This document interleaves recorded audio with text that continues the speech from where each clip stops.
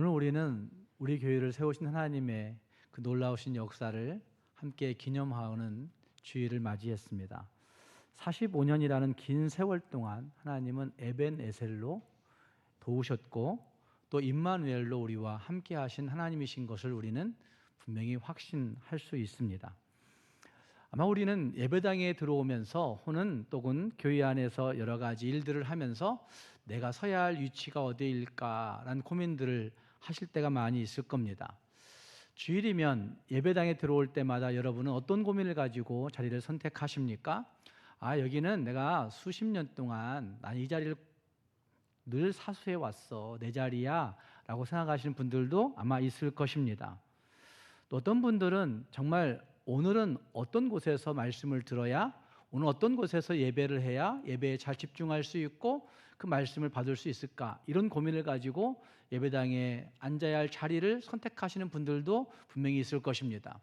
또 어떤 분들은 오늘은 조금 오늘은 조금 컨디션이 안 좋은데 좀 사람들 눈에 안 띌 수 있는 자리는 어디일까, 이런 고민을 하면서 아마 예배당의 자리를 선택하고자 하는 분들도 분명히 있을 것입니다.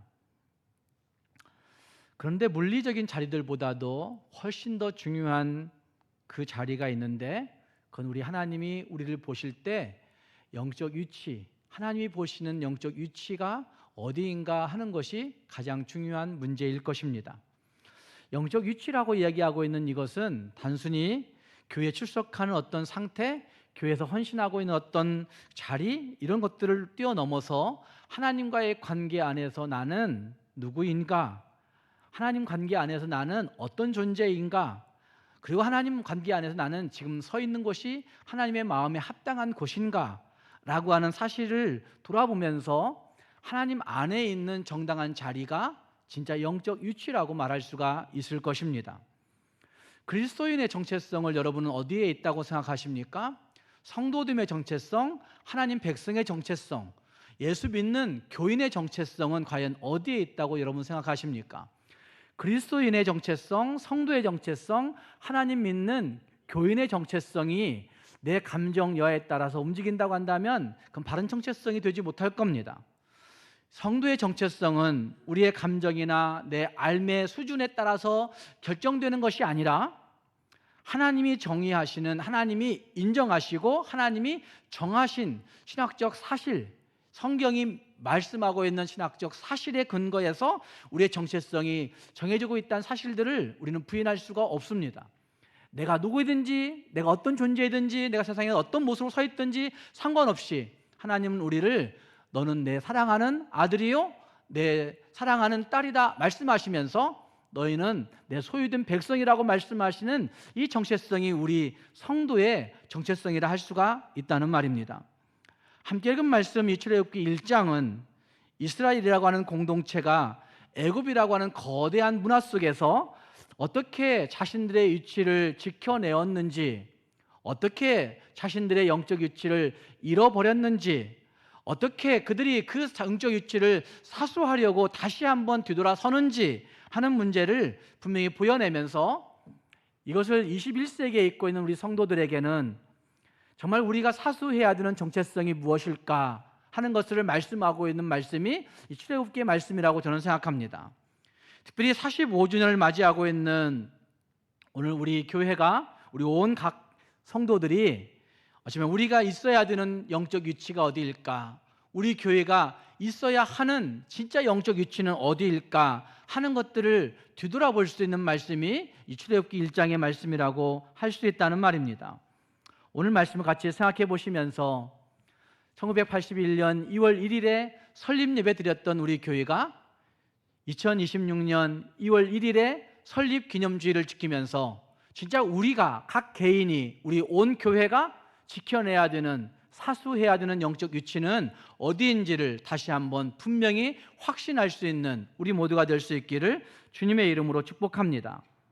함께 읽은 말씀 안에서 우리의 영적 위치를 분명하게 말씀하고 있습니다.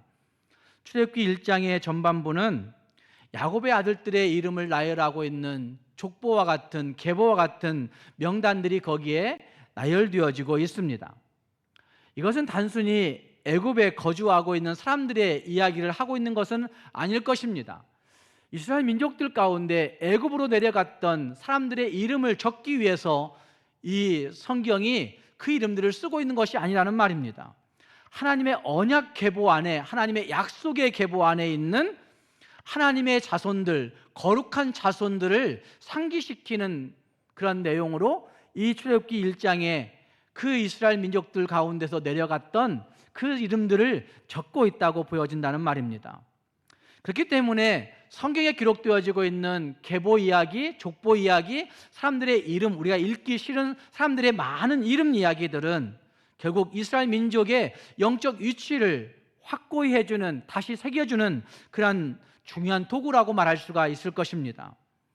또한 후대에 있고 있는 우리들에게는 그 족보 이야기를 통해서 내가 어떤 존재인가, 하나님의 창조주 되신 그 하나님으로부터 발생되어진 나로구나 라는 사실들을 보여줌과 동시에 뿐만 아니라 이 세상에 그분의 뜻을 펼치기 위해서 내가 여기에 부름받았구나, 보냄받았구나, 우리는 나그네로구나 라는 사실을 보여주고 있는 말씀들이 성경에 등장하고 있는 많은 계보 이야기, 족보 이야기의 내용이라 말할 수가 있다는 말입니다.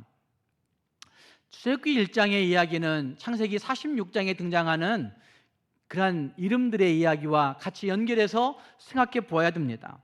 창세기 46장에는 아브라함을 선택하셔서 부르신 하나님께서 그 민족이 더 이상 그 땅에 살 수 없다고 아우성치자 결국은 그들 가운데 70명을 선택하여 애굽으로 내려가게 하시는 장면이 46장에 등장합니다. 그래서 피신 가야만 하는, 기근으로 인해서 그 도망치듯이 내려가야만 하는 그 사람들의 이야기들이, 명단들이 창세기 46장에 기록되어 있다는 말입니다. 그때의 모습들 가운데 출애굽기 1장에는 그들 가운데 12명의 이야기를 기록하고 있는데, 이것은 그들의 이야기들이, 이름들의 이야기들이 결국 하나님이 어떻게 보호하셨는지, 어떻게 보존하셨는지 하는 사실들을 보여주고 있는 말씀이 창세기 46장과 출애굽기 1장을 연결지어 읽어볼 때 나타날 수가 있는 것입니다. 야곱이 애굽 땅으로 내려가야 된다라고 얘기할 때 굉장히 그 땅 내려가는 것을 두려워했었습니다. 그때 하나님은 야곱에게 나타나셔서 말씀하십니다. 애굽으로 내려가기를 두려워하지 말라. 내가 거기서 너로 큰 민족을 이루게 하신다고 약속하시는 약속의 말씀을 야곱에게 주셨습니다. 그래서 그 야곱은 자신 있게 다시, 아니 조금은 미심쩍으면서도 그래도 발을 자신 있게 내딛게 되었습니다. 그 약속의 말씀이 실제가 된 내용들이 출애굽기 1장에 등장하고 있는 것이죠. 함께 읽은 말씀 5절 말씀에 70명이라고 한 숫자가 거기 등장하고 있습니다. 야곱의 허리에서 나온 사람이 모두 70이요 요셉은 애굽에 있었더라. 70명이 이전했던 이야기를 하고 있습니다. 그리고 7절 말씀에는 그 70명이 생육하고 번성하고 불어나 번성하고 매우 강하고 그리고 온 땅에 가득하게 되었다라고 말씀하시는 5개의 동사가 거기 등장하면서 어쩌면 70명이라고 하는 숫자와, 인간적인 70명이라는 숫자와 거기 7절에 등장하고 있는 생육, 불어남, 번성, 매우 강함, 온 땅 가득함이라고 한 단어는, 그 구절은 극명하게 대조되는 모습을 표현하고 있습니다. 또한 이것은 70명이라고 하는, 70이라고 하는 숫자가 성경에서 완전함을 뜻하는 숫자라고 하는 사실들을 우리가 이해할 때에는 70명이 내려갔지만 하나님은 그곳을 완전하게 이루어 가실 것이다 라고 하는 기대를 갖게 만들어 주었고, 어쩌면 출애굽기에 등장하면서 하나님은 정말 완전하게 그 민족을 다시 성장시키신, 번성케 하신 역사를 우리는 볼 수가 있는 것입니다. 뿐만 아니라 이 70이라고 하는 숫자는 정체성을 잘 상징시켜 보여주고 있는 숫자라고도 말할 수가 있습니다.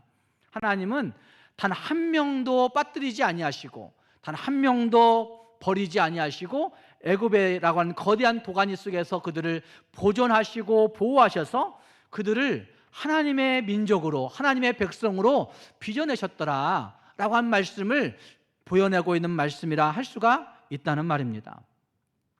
사실 창세기 46장에서 출애굽기 1장으로 넘어오는 사이가 이렇게 쉽게 몇 마디의 말로 설명할 수 있는 그러한 시간적 이야기는 아닐 것입니다.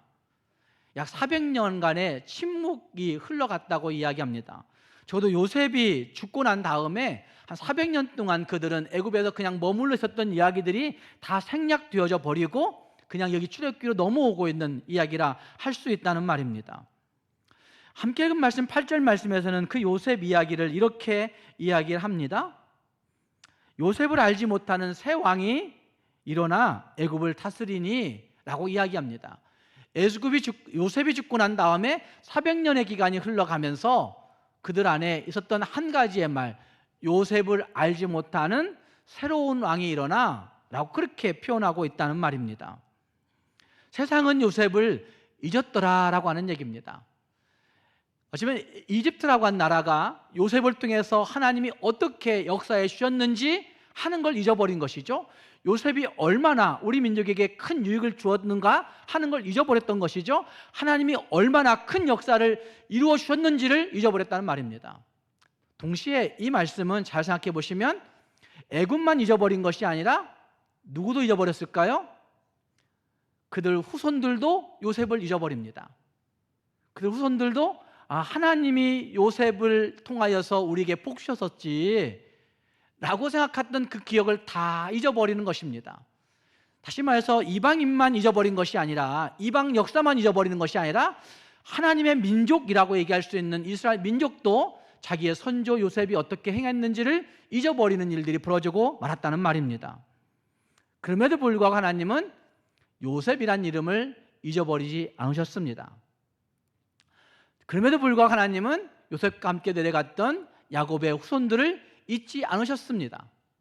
그럼에도 불구하고 하나님은 야곱과 함께 내려갔던 이스라엘 민족을 절대로 잊지 아니하시고 그들을 다시 올라올 수 있도록, 다시 회복할 수 있도록, 다시 애굽을 탈출하여 신앙 공동체로 회복할 수 있도록 하나님 잊지 않으셨더라 라고 한 말씀을 이 계보 이야기에서 우리는 볼 수가 있다는 말입니다. 인간은 관계 속에서 자기의 이름이 잊혀질 때 존재론적인 소유감을 다 느끼게 된다고 이야기합니다. 대부분 그렇지 않습니까? 시간이 지나가면 다 잊혀집니다. 45년의 역사 가운데 있는 우리 교회가 아마 초창기 멤버들 가운데는 많이 잊혀진 사람들도 많이 있을 것입니다. 초창기 같이 열심히 기도하고 열심히 헌신하고 열심히 전도했던 사람들 가운데 다 남아있는 것은 아니라는 말입니다. 다 흩어지고 없어지고 잊어지고 그러면서 말미암아 45년이 온 것이죠. 중간중간 지나가면서 나는 이 부분에 열심히 헌신했었는데 누구도 내 이름 안 알아준다라고 생각하시는 분들도 분명히 있을 것입니다. 사람은 관계 속에서 내 이름이 잊혀질 때마다 존재론적인 소유감을 느끼며 쓸쓸함을 느끼게 되는 것입니다. 그러나 하나님은 하나님의 기억 속에 그 누구도 잊지 않으신다는 사실을 이 출애굽기 1장의 계보 속에서 우리는 보아야 된다는 말입니다. 하나님의 기억 속에 있는 자들은 인간 관계에서 오는 그 쓸쓸함, 그 소외감, 이것으로 말미암아 애타하지 않음으로 말미암아 하나님의 기억 속에 있는 자들은 결코 길을 잃지 아니하는 하나님의 사람들이 되어질 수가 있을 것입니다. 뿐만 아니라 우리 모두는 자신할 수 있는 것이 한 가지 있습니다. 하나님은 우리의 이름을 어디에 기록해 두신다고 말씀하십니까? 하나님의 생명책에 기록해 주신다고 말씀하십니다. 세상이 다 몰라준다 할지라도, 세상이 다 잊어버린다 할지라도, 세상이 그들의 헌신을 누구도 인정해 주지 않는다 할지라도 하나님은 우리의 이름을 잊지 아니하시고 하나님의 언약의 명부, 하나님의 약속의 이름 명부, 그 생명책에 우리를 기록해 놓으시고 우리를 기억하신다는 사실들을 볼 수가 있다는 말입니다. 이것이 우리가 흔들리지 아니할 수 있는 영적 지위이고 영적 위치라고 말할 수가 있습니다. 또 한 가지 잘 생각해 보시면 출애굽기 1장에 나열되어지고 있는 야곱의 아들들의 이름들은 도덕적으로 완벽한 사람들이 아니었습니다. 어쩌면 그들도 상처 많은 사람들이었고 슬픔도 많았던 사람들이었고 어쩌면 아버지가 속이는 그런 사기꾼과 같은 아버지를 두었기 때문에 였는지 모르지만 그 후손들 모두도 서로 시기하고 서로 다투고 서로 속이고 어떻게 하면 속여버릴까 이렇게 생각하면서 심지어는 자기 동생 요셉을 팔아버릴 정도로 싸우는 사람들이 그 형제들이었던 것을 볼 수가 있습니다. 그럼에도 불구하고 하나님은 그들의 이름이 불완전하고 도덕적으로 흠결이 있고 어쩌면 상처가 많은 사람들이었고 시기와 속임을 다툼을 일으키는 사람들이었지만 그럼에도 불구하고 하나님은 그들의 이름을 여기 출애굽기에 기록하면서 그들이 거룩한 역사에 하나님의 이름으로 내려갔던 사람들, 다시 올라올 사람들이란 사실을 부여내고 있는 말씀이 여기에 나타나고 있는 것입니다. 우리가 잘 알고 있는 마태복음 1장에 족보 이야기가 길게 등장합니다. 그 족보 이야기는 이스라엘 민족의 족보를 기록하고 있습니다. 근데 거기에 기록된 사람들 가운데 다말이나 라합이나 밧세바는 여인들이었음에도 불구하고 기록되었습니다. 이방 여인이었음에도 불구하고 기록된 사람들도 있습니다. 종이었음에도 불구하고 기록된 사람도 있습니다. 또한 실패한 왕들의 이름도 거기에 기록되어 있는 것을 볼 수가 있습니다. 어쩌면 그 마태복음 1장에 등장하고 있는 그 계보 이야기, 족보 이야기는 하나님의 구원 역사를 잘 기록하고 있는 하나님의 구원 드라마, 하나님의 드라마 속의 주인공들이라고 말할 수가 있을 텐데 거기에 실패한 여인들, 이방 여인들, 실패한 왕들이 기록되어 있는 것도 볼 수가 있습니다. 이렇게 볼 때 하나님의 계보 안에 들어간 사람들은 완벽해서 거기에 들어간 사람들이 아니라는 사실들을 볼 수가 있는 것이죠. 완벽한 배우여서 하나님의 드라마 속에 주인공이 된 것이 아니란 말입니다. 그리스도 안에 있는 배우들이었기 때문에, 예수 안에 있는 배우들이었기 때문에 그들은 하나님의 구속 드라마 가운데 배우로 발탁되어 하나님의 드라마 속에 한 시대를 잘 살아낸 역사를 남겨놓고 있다고 말할 수가 있다는 말입니다. 광주동산교회 45년의 역사 속에 기록된 우리들의 이름도 마찬가지입니다. 완벽해서 그 이름에 올라간 사람들은 아무도 없습니다. 다 죄인이고 다 흠결이 있고 다 상처 있고 다 아파할 수밖에 없고 다 소유됨의 고통들을 가지고 있는 사람들이지만 그럼에도 불구하고 하나님께서 우리를 구출해내셔서 구원해내셔서 하나님의 은혜의 대본 속에 우리를 거기에 두심으로 말미암아 우리는 그 은혜의 대본 속에 배치된 역할들을 한 세기에 한 시기에 하고 살아간 것이라 말할 수가 있다는 말입니다. 그래서 우리는 존귀하게 하나님의 그 역사 가운데 이름을 올리게 된 하나님의 백성들이라 할 수가 있는 것입니다. 상처에 있는 인생들을, 죄 있는 인생들을, 결함 있는 인생들을 사용하시는 하나님의 은혜가 바로 여기에 있는 것입니다. 뿐만 아니라 한 번 더 생각해 보십시다. 계보 이야기의 마지막 구절이라고 얘기할 수 있는 7절 말씀에는 이스라엘 자손은 생육하고 불어나 번성하고 매우 강하여 온 땅에 가득하게 되었다라고 말씀하십니다. 이 5개의 단어들이 다 같은 이야기 하고 있는 거 아닙니까? 한마디로 말하면 부흥했더라, 한마디로 말하면 번성했더라, 한마디로 말하면 세상 속에 가득했더라, 이렇게 말씀하는 말씀 볼 수가 있습니다.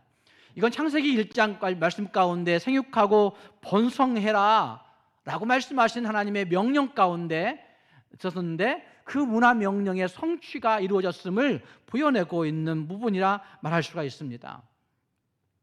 교회가 이 땅에 왜 존재해야 되는지 라고 묻는 사람들이 많이 있습니다. 근데 교회는 이 땅에 이걸 위해 존재하는 거죠. 하나님의 은혜의 역사 가운데 가득하게 되기를 위해서 이 땅에 존재하는 것입니다. 근데 그 존재가 우리의 능력 때문에 존재하는 것이 아니라, 우리의 완벽함 때문에 존재하는 것이 아니라 교회의 속성을 이야기할 때 성령의 역동성을 이야기합니다.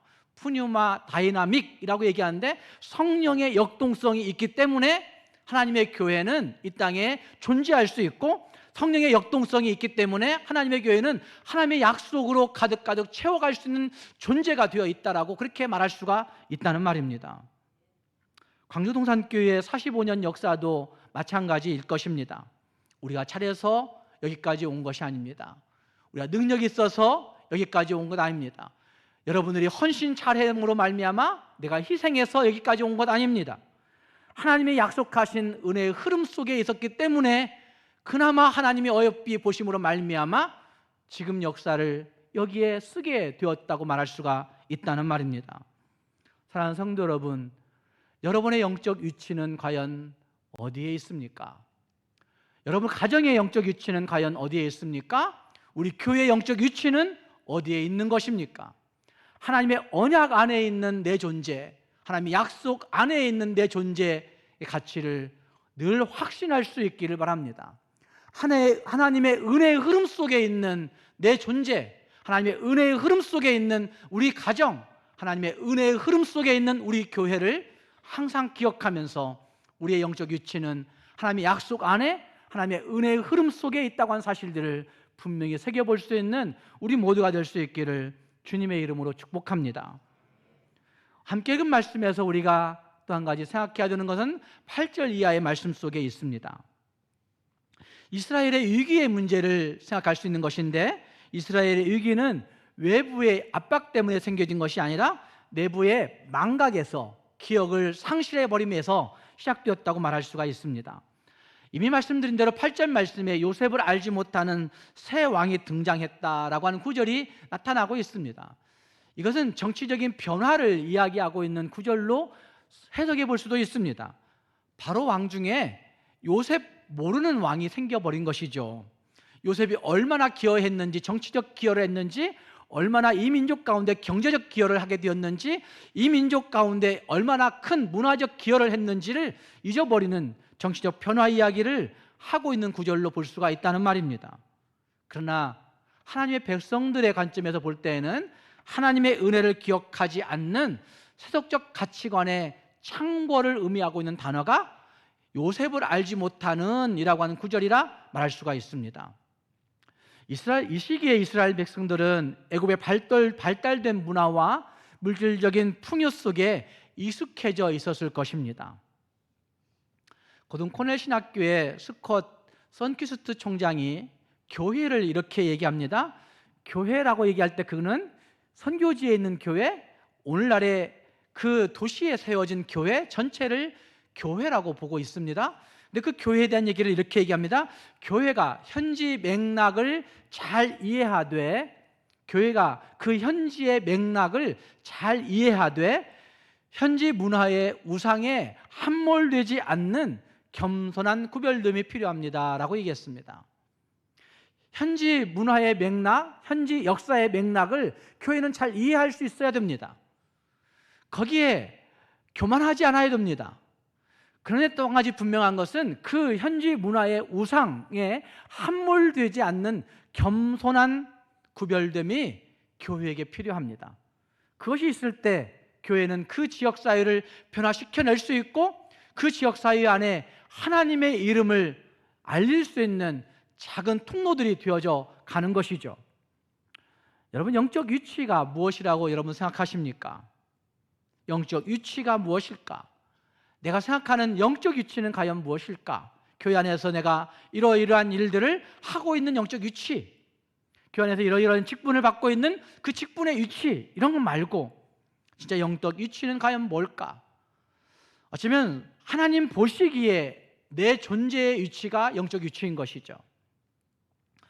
이스라엘 백성들은 이집트의 고센 땅이라고 하는 비옥한 환경에서 신체적인 풍요를 누리면서도 정작 자신들이 지켜야 되는 하나님과의 관계 속에서 얻어야 되는 자기들의 존재 위치를 망각했습니다.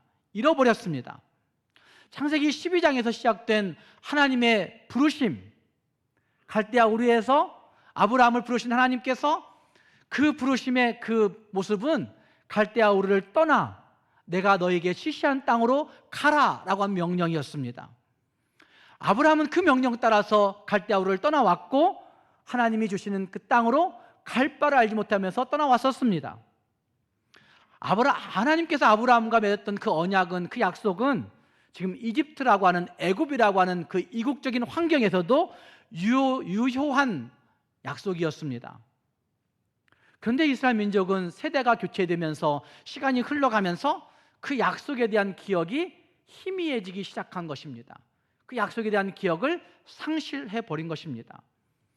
요셉은 창세기 50장 24절과 25절 말씀에서 그가 죽음에 임박하여 죽을 때에 임종하면서 후손들에게 이렇게 명령합니다. 유언을 남깁니다.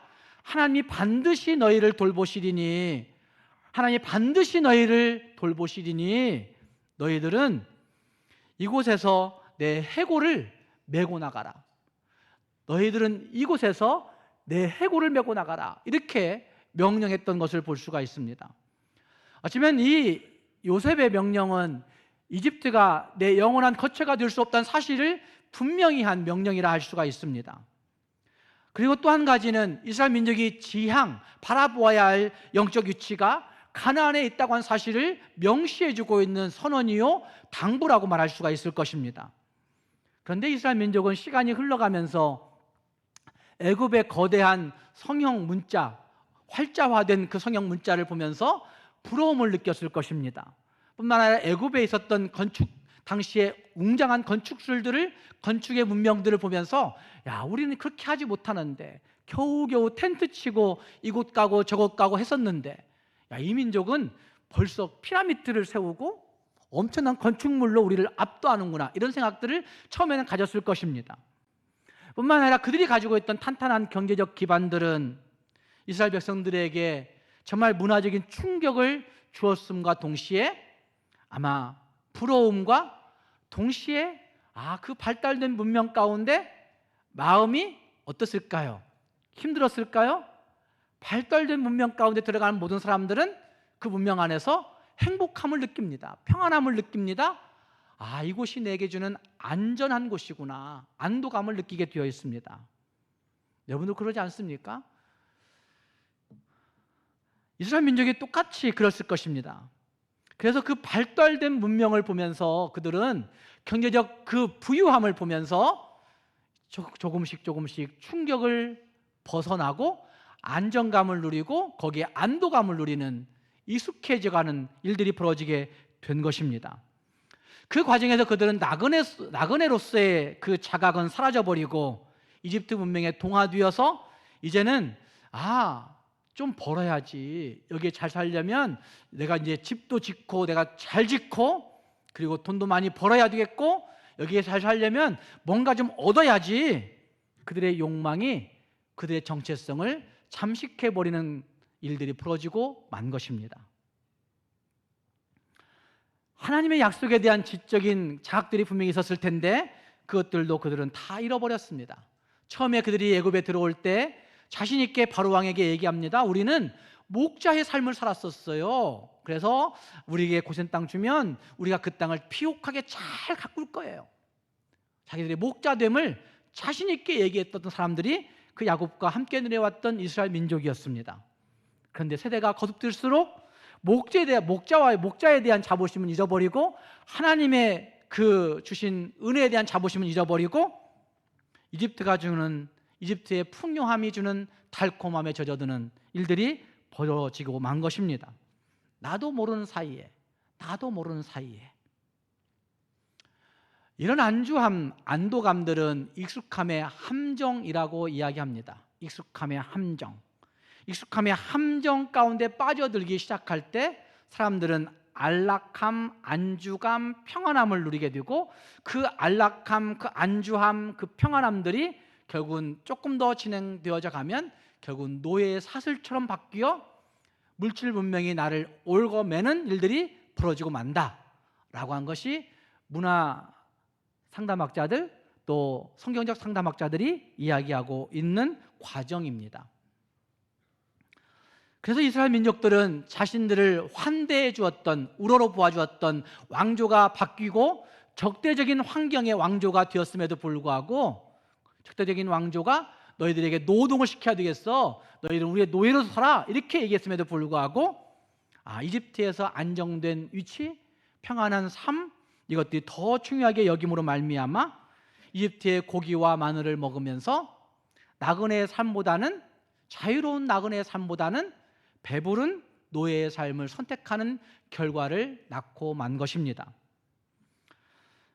그렇기 때문에 이스라엘이 이집트에서 겪었던 가장 큰 위기를 찾으라고 한다면 그것은 육체적 노동이나 노예됨의 문제가 아니라 사실은 익숙해짐에서 오는 영적 기억 상실증이라고 말할 수가 있을 것입니다. 이것을 문화상담학자들은 문화적 기억 상실이라고 이야기합니다.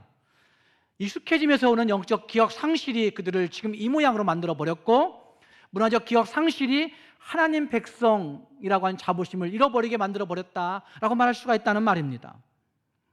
사랑하는 성도 여러분, 우리는 어떤 상태에 있는 존재들인지 한번 생각해 볼 수 있기를 바랍니다.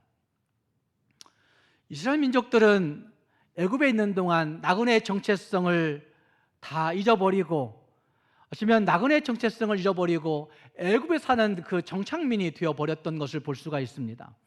나그네의 정체성이라고 하는 것은 이 세상에 우리가 발을 딛고 살고 있지만 우리의 최종 목적지는 어디예요?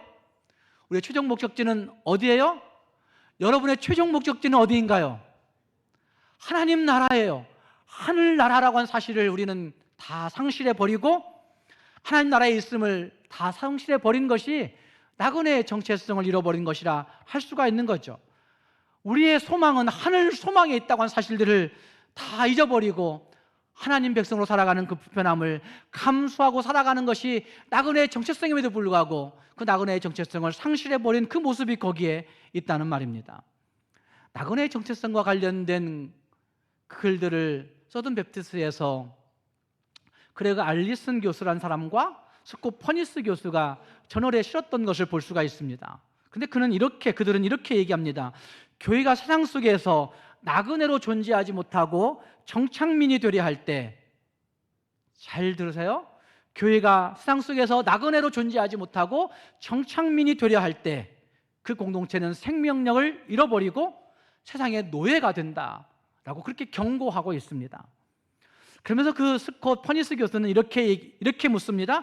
정착민의 관심사는 저축이고 나그네의 관심사는 무엇일까요? 구원이라고 그렇게 이야기합니다. 그러면서 우리에게 묻습니다. 여러분의 관심사는 과연 무엇입니까? 라고 묻습니다. 여러분의 관심사는 과연 무엇입니까? 우리의 관심사는 무엇에 있습니까? 이 땅 조국 대한민국입니까?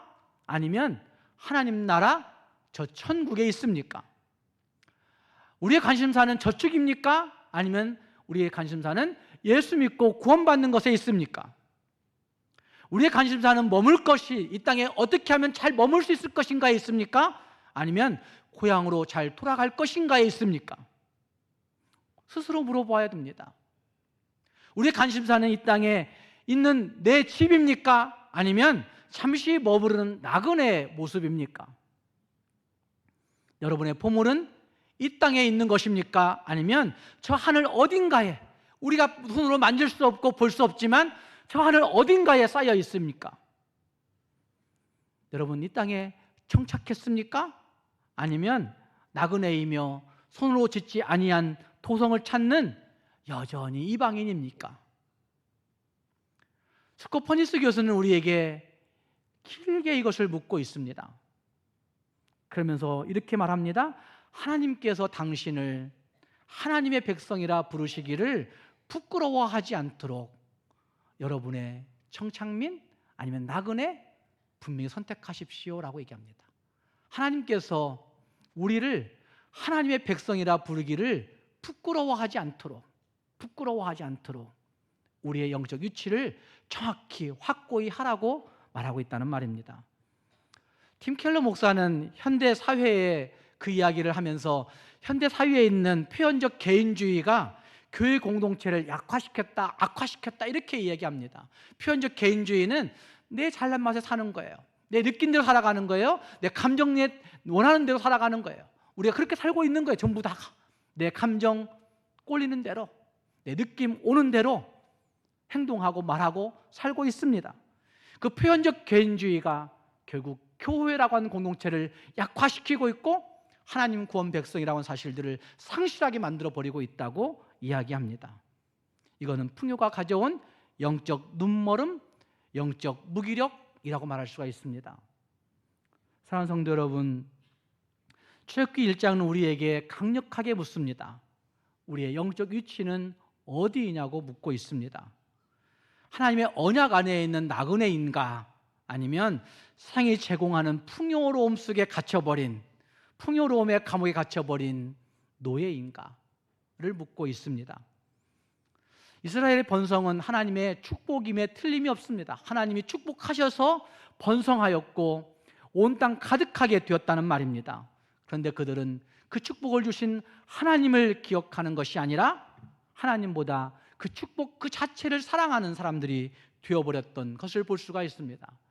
사랑하는 성도 여러분, 우리는 어떤 위치에 서 있는지, 진짜 하나님을 사랑하십니까? 아니면 하나님이 주신 그 축복 그것만 원하고 있는 것은 아닙니까? 우리 자신들 다시 한번 돌아보면서 하나님 앞에 내 영적 위치를 견고히 함으로 말미암아 세상의 가치에 함몰되지 아니하고 하나님 앞에 설 수 있는 우리 모두가 될 수 있기를 주님의 이름으로 축복합니다. 마지막 한 가지 더 생각해야 되는데, 그것은 한국 교회가 이 위치를 어떻게 지켜낼 수 있는가 하는 것입니다. 이것은 탈보신학교의 블랙웰 교수가 이렇게 얘기합니다. Who am I가 문제가 아니라 Whose am I가 중요합니다 라고 얘기합니다. Who am I란 얘기는 내가 누구인가를 묻는 거예요. 우리는 내가 누구냐고, 도대체 나의 자존감이 있는데 왜 나를 그 모양으로 대우하냐고 이렇게 얘기하는 것, Who am I의 문제예요. 내가 누구인데 라고 하는 거예요. 그런데 그 블랙웰 교수는 이렇게 얘기합니다. Whose am I가 중요합니다. 우리는 누구의 소유인가가 중요합니다 라고 그렇게 얘기합니다. 우리 아이들에게 자존감을 높여주려고 애들을 쓰고 있습니다. 자존감 높여주려기 위해서 용돈도 가득 주고 온갖 것들을 다 제공하면서 그들 앞에 있는 장애물들을 다 치워주고 여러분들이 아이들의 길들을 개척시켜 주려고 애를 쓰고 있습니다. 그런데 정작 중요한 것, 예수 안에 있는 주존감을 심어주지 못하는 것이죠. 예수 안에 있는 주존감을 이어주지 못하고 있는 것입니다. 아이들 데리고 일본 가보니까 아이들이 정말 할 줄 아는 게 없어요. 마지막 짐을 좀 싸라. 너희들의 짐을 잘 싸봐라. 목사님, 짐 아무리 싸봐도 이 옷들을 어디다 넣을 수가 없어요. 그래서 그 옷들을 큰 그냥 비닐백에 매가지고 공항까지 끌고 온 거예요. 자기 캐리어와 그 짐 메고 막 온 거예요. 그래서 공항에서 그렇게 가지고 들어갈 수가 없어요. 일본 공항 아주 까다로운 공항이어서. 그래서 다시 짐 정리하자. 다들 걔네들 캐리어 다 열어놓고 들고 왔던 짐들을 하나하나 집어넣었습니다. 목사님 안 들어간다니까요? 아니, 내가 넣어볼게. 걔들이 갖고 왔던 그 모든 짐을 제가 꾸역꾸역 다 집어넣었어요. 목사님 그게 다 들어가네요? 제가 마지막 들고 왔던 그 비닐봉지까지 거의 다 집어넣었어요. 사랑하는 여러분, 자기 짐 하나도 못 싸게 만드는 아이들로, 자존감 키워주는 아이들로 키워가고 있으십니까? 자기 짐 하나도 챙기지 못하는 아이들로. 여러분들이 장애물 다 없애주면서 키워가고 있는 아이들이 그런 모습으로 살아간다고 한다면 그들 앞에 엄청난 어려움들이 앞으로 놓여져 있을 텐데 어떻게 이겨낼 수 있겠습니까? 그것보다 더 중요한 것은 주존감으로 키우셔야 됩니다. 뭘로 키워야 된다고요? 주존감으로 키워야 된다고요. 예수 안에 있는 존재 의식을 집어넣어줘야 된다는 말입니다. 사랑하는 성도 여러분, 45주년을 기점으로 다시 한번 꼭 결단할 수 있기를 바랍니다. 하나님, 내가 이 세상 가치에 함몰되지 않고 오직 그리스도 안에 있는 내 영적 위치, 하나님의 은혜의 흐름 속에 있는 내 위치, 하나님의 은혜의 흐름 속에 그 섭리 속에 있는 우리 자녀들의 위치, 그를 잘 이어주고 전수시켜 갈 수 있는 내가 되겠다 결심하면서 하나님의 도우심을 구할 수 있는 우리 모두가 될 수 있기를 주님의 이름으로 축복합니다.